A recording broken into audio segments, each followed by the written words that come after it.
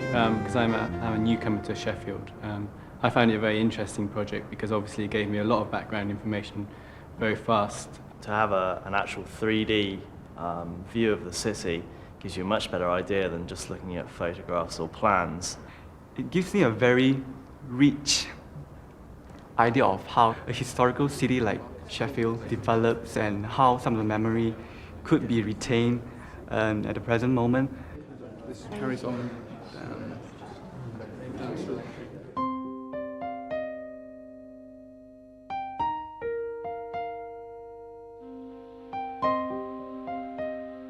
We underestimate the importance of buildings in sustaining our common memory. To wipe the slate clean by demolishing them all is to invite amnesia, and amnesia means loss of identity.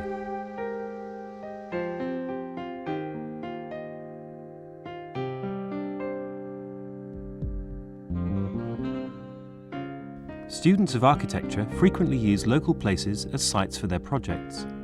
At Sheffield, we wanted to capitalise on the research carried out, so we set up a systematic study, which would accumulate as a permanent database of the city's history. But how do you approach the huge task of unravelling the past of a whole city? One way is to divide it up into more manageable sections. This project has made each group concentrate on a certain square. Although it doesn't give the whole picture, it sort of gives another segment of the society, I suppose, we're living in, and helps us, I suppose, as future architects to sort of understand who we're designing for or why we're designing for them, really. A grid structure was imposed. The city was divided into squares of 200 metres by 200 metres, with 3 or 4 students assigned to each one. Their task was to investigate the street pattern and its growth, the ages of buildings, their uses, and the occupations of inhabitants.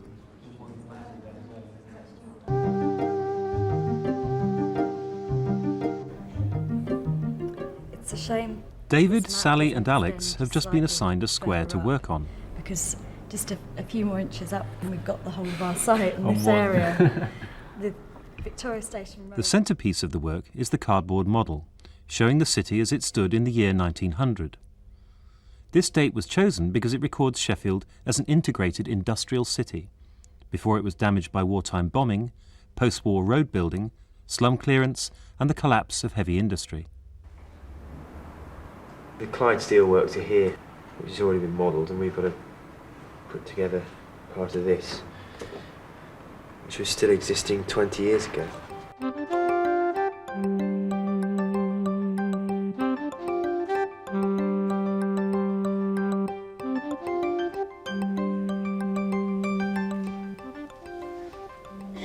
The final part of the students' assignment is to give a presentation to their peers. We step into a scene that baffles description, a district of slaughterhouses for nearly the whole of Sheffield, beginning with a boiling house for tripe, and thence a slippery with glory slime and drippings from the ash pit of the tenements. Pailfuls of blood soak down into the ground through the wretched paving of the slaughter lane and percolate from slaughterhouse to slaughterhouse, till the blood oozingly finds its way, together with faecal matter, into the river. The sheds themselves are generally so rickety that the removal of the shambles to an extramural site could be effected with but a little loss of property, but their ill condition adds to the ghastliness of the scene.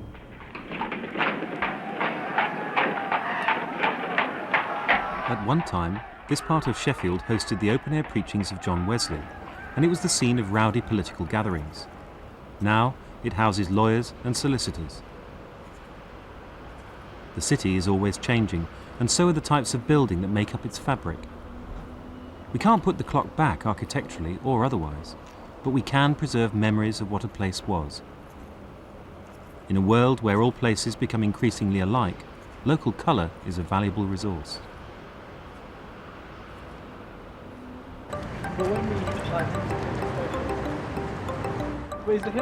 One of the first things that Alex, Dave and Sally did was to visit the site, armed with a map of the area from 1897. Right, it is. So we're actually walking along one of the boundaries of our square, actually, along here it's probably. Yeah. There's the canal basin. Yeah, I would say we're probably walking along here now, aren't we? We're walking along the line of the arches here, which is just on the boundary of our site. Where it says the straddle, that must be that building over there. Yeah. I guess so, straddling the canal. Right. Have you seen all the glossy pictures they've tried to do when they're trying to promote Sheffield? They've had a lot of this area in. Like that, that's it. I am the boundary line. Alex, will you point out the boundary for a photo? Thank you.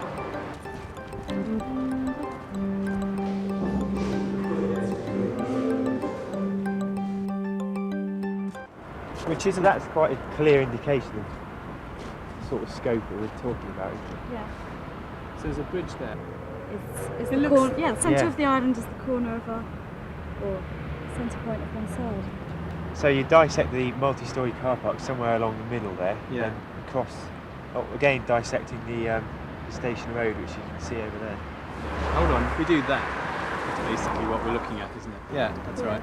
So we just need to kind of walk that thing now then. Or we could walk the weir walk. The what? The weir weir walk? walk. Yeah, We can get down to the riverside there, those railings Yeah, are those weird, railings. aren't they? The river is a neglected part of Sheffield's cityscape. A walk along the banks reveals its potential.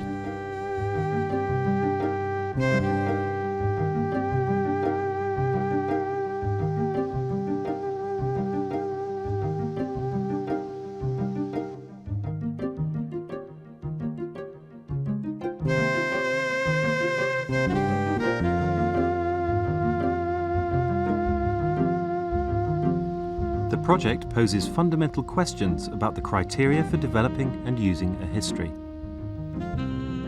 we've basically come across there to there, up through that building there, along there, and down there. There's an island there now, isn't there? Yeah. And all the way, where's the top line of it? Is that...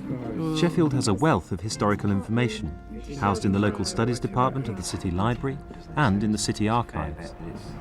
It's a good basis from which to base the model. This is really interesting. We've got a urinal at the bottom of it, and this is the time that we are building our model, so we get to make a small urinal for it.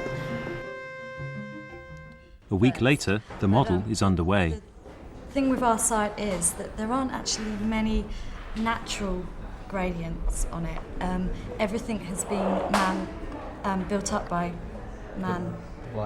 Yeah, the approach to Victoria Station in particular, and then Park Station was built on a higher level with the arches underneath. And But we haven't got like actual drawings and plans of the buildings at the 1900 date, which we need obviously to construct an accurate model. It's quite fun really, because at that stage we're in the archives and we sort of thought we don't really know what we're looking for, so we gave up and went to local studies, and now we've got into this situation which, to be fair, we were only going to get into by starting to build the model and actually finding out what we were missing. So now I've got to go back there and be a bit more focused about it.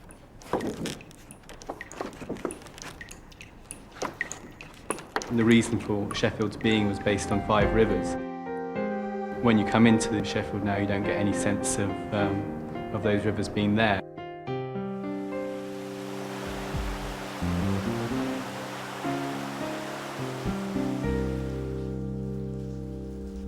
Water power and other natural resources made Sheffield the world's centre for steel production.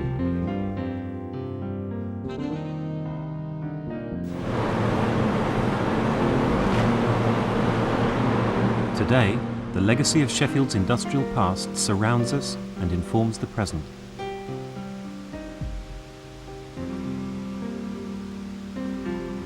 Ever since Sheffield started to develop, there's always been the problem of transferring specifically coal and lime for the steel industry from out of Sheffield into the centre where it can be used. The story of the railways relevant to our square can be said to start early in the 18th century, when there was a waggonway from the Duke of Norfolk's colliery, which is just out of our square, which carried coal into the centre of town in the early 18th century. There was considerable opposition to it from local people, and they clearly didn't like the fact that the price of coal was going to rise as a result of this new transport link into the centre of Sheffield. And there was a riot in which the proprietor of the colliery was forced to leave Sheffield and hide in some nearby woods for 3 days until the fuss had died down.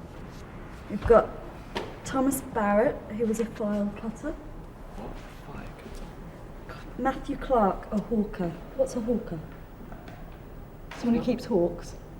We went through the photo files in the library and we came up with quite a few photos, but what was more interesting was that some of the photos gave us more of an idea on what the character of the place was like about 1900, and not only that, but the events that had occurred on the site too. There were many royal visits about the turn of the century. In 1905, when Edward and Alexandra visited, a poor bystander fell off the bridge with the excitement of the royal visit and unfortunately died. This then resulted in the Blount Street Bridge wall having to be increased, obviously for safety reasons. We found this picture of Smithfield Market, which is this area here, and we were expecting to find a picture of the cattle market. Instead we got a fair, and so we did a bit of research on this fair, and it turned out that this was a yearly event. Occurred at Christmas every year and went on until about 1940. Apparently they actually showed films there every year on a big screen, so a bit of a Kind of like a drive-in. Yeah, exactly, 19th century drive-in, I suppose. We then wandered up Victoria Station Road. The ramp actually takes you up quite a height, and there are some really lovely views of our site from up this area. The hotel we visited to try and find out if anyone actually remembered what the site was like. When we went inside, we found a load of old prints decorating their walls. One particular watercolour showed Smithfield Market in about 1900, completely decorated as the fair. Can you see what they did with the arches? Okay. If I mark which building is which, then we've got an idea of the roof pictures. Okay. And I remember reading an account from an engine driver saying this was always permanently shrouded in smoke and grime and stuff. I think from this we've got a much better idea of how the model will look three-dimensionally. Unlike just a page in any of the books we've been reading, it gives us a really good feeling of the character of the place. Someone has kind of captured the spirit of what our site used to be like. Yeah, absolutely. The students decided that the best way to present the information they'd accumulated during their research was on a website. If we go back to the home page, you can see that we also have all these other areas, but we also have developed this timeline. We felt this was a really easy way of highlighting the development of the site at any particular point. I liked the red you used the other day. Oh, that colour. I thought that was a good colour. Yeah, I liked it. A lot of what the other files have been missing is a strong, vibrant colour to make them look attractive. Yeah, maybe just put a red box around it. We don't have a large number of buildings on the site. No. The majority of it is road and station. The only thing that's going to cause us problems with the model is getting the height of the arches correctly placed. Yeah, that looks like a cast iron pipe. So how many arches do we have? I'll make it 9. Right. It's 40 courses there. 18 and a half across the doorway, across the top. 14 across the top. Is the library open on Monday? It is, isn't it? Yeah, I think it's only shot on Thursday. Every small detail that you don't know sort of becomes apparent when you're trying to model it up. Yeah. If you're missing the slightest bit of information, it sort of always becomes apparent at this stage. It's going all right, I think. All of a sudden, the 1 to 500 scale isn't a good one. What time's it now? Don't you think? I'll feel happier than what's something down as a presentation. Almost there. I've hit a card problem. But where do I need to cut? It is in the right place, yeah? I'm sure it wasn't this hard to build the real thing.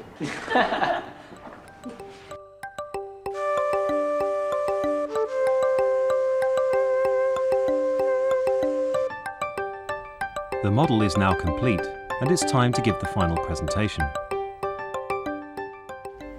The Sheffield Urban Study aims to capture Sheffield at a particular point in history. It models the city at 1900, a time when Sheffield was at its industrial height, and this time also provides plenty of plans, photographs and lots of information about how the city has developed and what it is like at that time. Our area, E5, kind of mirrors the historical and political and social aspects of the country as a whole. It's an interesting site to study because it has the River Don running through it. It has the canal area just beside this area.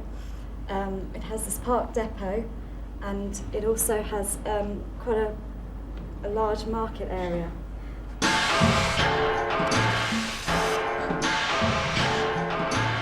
Having excavated the past, the students now feel that they can assess contemporary aspects of the site. The site's been subjected to a number of changes which have been imposed on it due to outside influences, really, and it's just simply its geographical location right close to the heart of the city. There's been a lot of money spent sort of cosmetically redeveloping it and trying to develop it as an attractive place to be, but from all we've seen of it, there's really not many people that go down there at all. It doesn't seem to work. The site offers a huge amount of potential, but unfortunately it's just not being used. And the buildings that are being built there, they kind of go against the point of this study. This study provides a base for architects or people just of interest to study the history and the development of the area.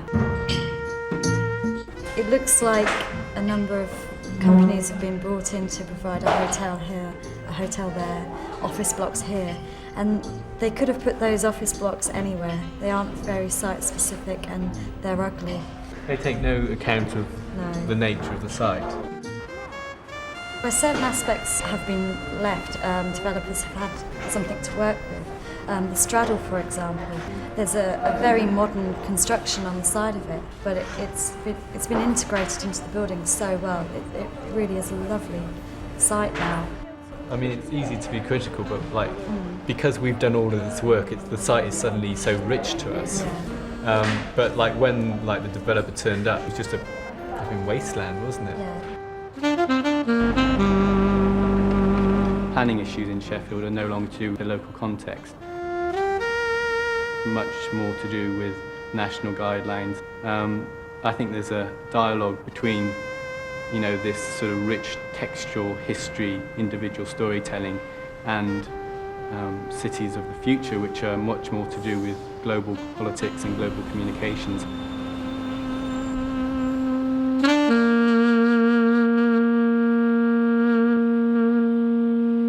This study's been important because certainly I won't look at a site in the way I felt they have looked at this site ever again. The information we found out about the site has been fascinating. We've really enjoyed visiting the local studies library every day. We've been talking about the studio design projects we're going to be doing, and many of them, they ask you to choose sites in Sheffield, to develop sites in Sheffield, and I think this is a wonderful place to start. I became interested in how the rivers of Sheffield have become more and more hidden as they come closer to the city centre. Kevin took part in the urban study last year. For his final year studio project, he chose the theme of water power. I think a lot of the public don't realise that they're walking over, this river, which has become part of Sheffield's history, really. If you don't look at the history, then all you've got to work from is the physical boundaries, and you don't really know the site as well as you should do. If you understand what you're designing for, you're understanding why the people before you made certain moves on the site, you get a much richer view, and hopefully your design benefits from that.